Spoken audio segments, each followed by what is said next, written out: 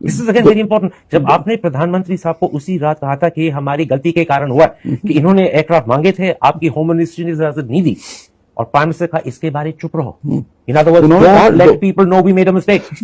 डोभाल ने भी मुझे कहा कि ये मत बोलिए, आप चुप रहिए। किसने कहा आपको? डोभाल ने, अजीत डोभाल। उन्होंने भी कहा? वो मेरे क्लास फेलो रहे, तो मेरे से कुछ भी बात कर सकते थे। उन्होंने कहा सतपाल भाई ये मत कहो।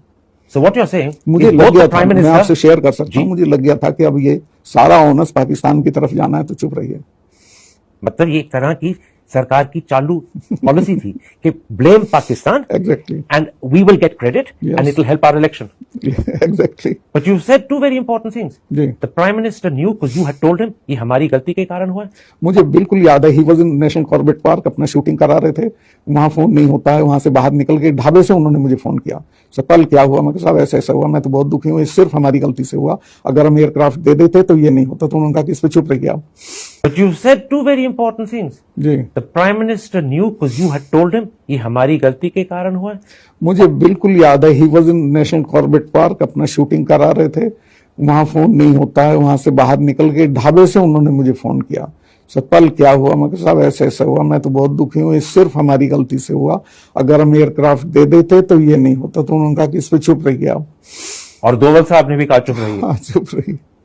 In an interview to a YouTube channel, Yeah. you said that the route was not properly sanitized, security was not proper. Of course it was not.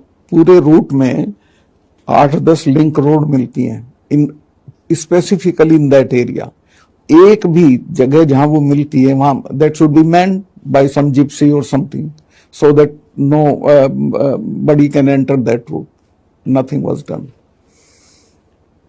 जो भी लिंक रोड थे वो unmanned, all of them, almost link road थे around 8-10।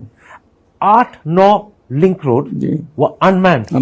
This is a huge security lapse. This also I told them, मगर this was our lapse, because हम तो loop में थे नहीं, CRPF was doing on their own. In your YouTube interview आपने कहा यहाँ पे इनकॉम्पिटेंस थी, यहाँ पे लापरवाही थी। किसकी इनकॉम्पिटेंस, किसकी लापरवाही? ये होम मिनिस्ट्री की थी और उनके जो सीआरपीएफ के लोग हैं उनकी, दोनों की CRPF and home ministry. And home ministry came under Rajnath Singh. अब whosoever was there, I don't know. He was Rajnath Singh. And that means the buck stops with Rajnath Singh, who was home minister. Of course. He carries the blame. If I was a home minister, I would have carried the blame.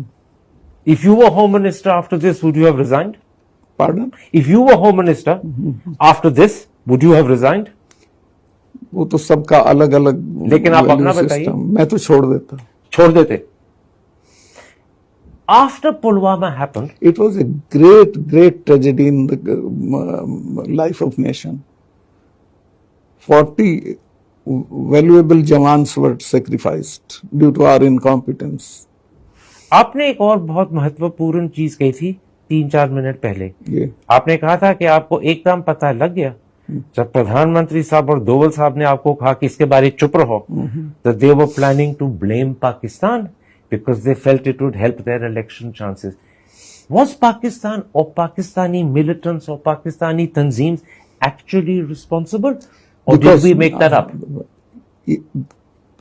The amount of explosive was provided to that fellow that cannot be done internally. That was Pakistan only who arranged it. But the shameful thing was on our part also. मैं भी गलती मानता हूँ कि we could not locate, a car was running around in the villages with that kind of उतनी सारा विस्फोटक लेके घूम, लगभग 300 किलो कहा गया अखबारों में। हाँ, बहुत, वो पूरी गाड़ी भरी हुई थी। और ये गाड़ी कश्मीर के गांव में और कश्मीर के रास्तों पे उसी एरिया में घूम रही थी। कितने दिनों के लिए? मेरा ख्याल है 10-12 दिन तो थी। 10-12 दिन के लिए a car loaded with 300 kilos of RDX was traveling around the villages and roads of Kashmir and no one knew. No one knew, no one intercepted. Well, this is a terrible intelligence failure as well. 100%. 100%.